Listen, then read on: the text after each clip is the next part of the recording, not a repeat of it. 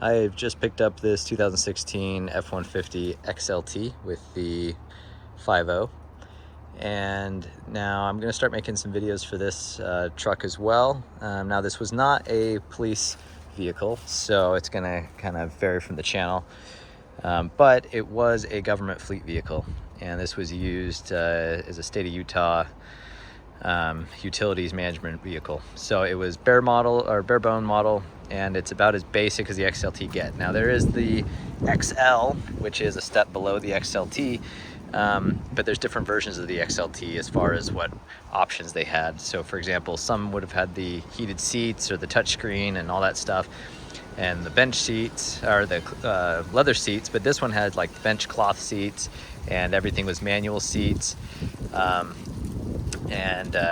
Very, very basic. So this is going to be kind of like working on a base model, kind of like on the Interceptors. So anyway, some of the things I've already done to it, you can tell that there's a pretty big difference from the way I first got it. So the first thing is put a 2-inch level. You'll notice that a lot of times on these trucks, the front is a little lower and the rear is kind of jacked up. A lot of times that's because it comes with the heavy duty tow package, and so the springs are a lot higher up on the backs here, and so when you load it up with stuff or tow, that it doesn't squat so much, so then it's essentially level, but only when you're towing. So because of that, most of the time these things aren't towing, and so they'll end up sitting all lower here. So I put a 2-inch rough country leveling kit in there. Lots of different leveling kits, but this one's a 2-inch, and it's the plastic bodied one, which we'll see how that works out. My last truck was rough country and had no problems. Because I was able to do that, I was able to install these factory Raptor takeoff wheels and tires. These are the BF Goodrich KO2s, and they've got about half life left on them.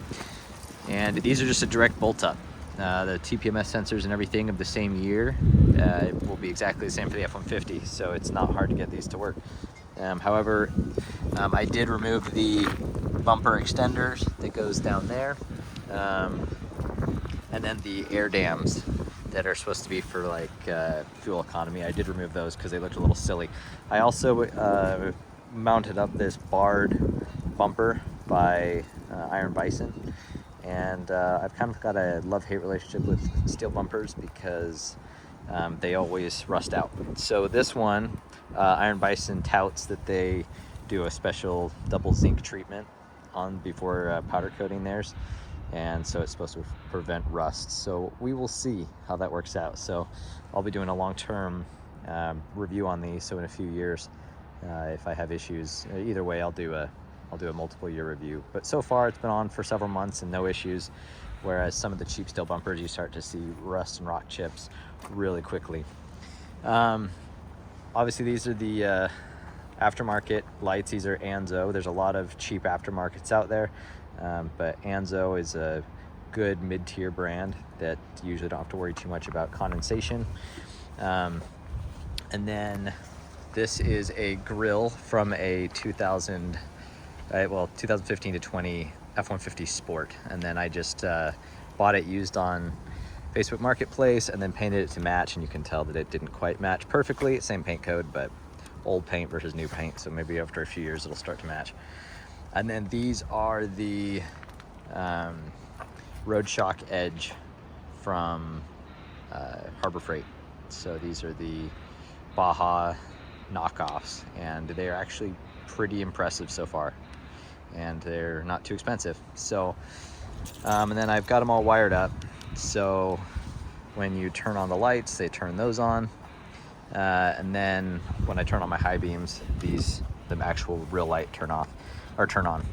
Now these do just have a plastic cover on them, otherwise they're white LEDs underneath, and I wish they came with clear covers because I prefer the white light, but I didn't want to get rock chips, so that's why these yellow covers are on there. They also came with black covers so you can completely block them off, but I really like having the marker lights running with my headlights. So that's my front setup. I threw on some running boards from a similar year F-150, and one thing I really like about running boards is that they just save on your seats. So I've already replaced these seats, and I'm gonna have a video coming out on how to wire in manual seats, well, wire in electronic seats when you had manual seats. So there'll be a video for that coming that I've already filmed. Same with installing the center console. I'll have it pretty in-depth and how to wire. But anyway, I really recommend getting running boards, because a lot of times you'll notice seats wear out right here on the support, because as you slide out, it pushes down there and you end up seeing cracking along here.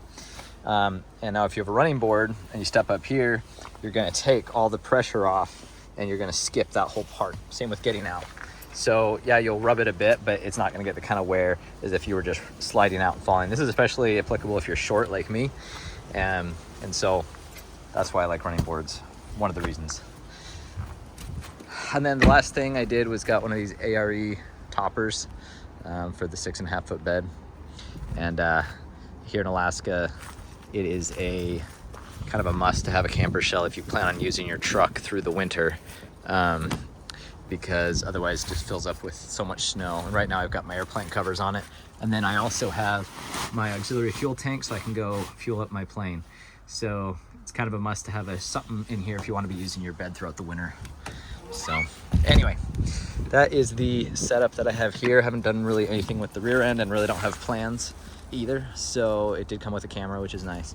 But anyway, so there will be more videos coming out on this. So if you happen to have an F-150 and you've been following the channel for a while, then this is a bonus for you. But if you're new to the channel, we'll be going over a lot of how to use Forescan and adding factory and aftermarket stuff to these to make them a little bit more enjoyable. So stay tuned. Thanks for watching.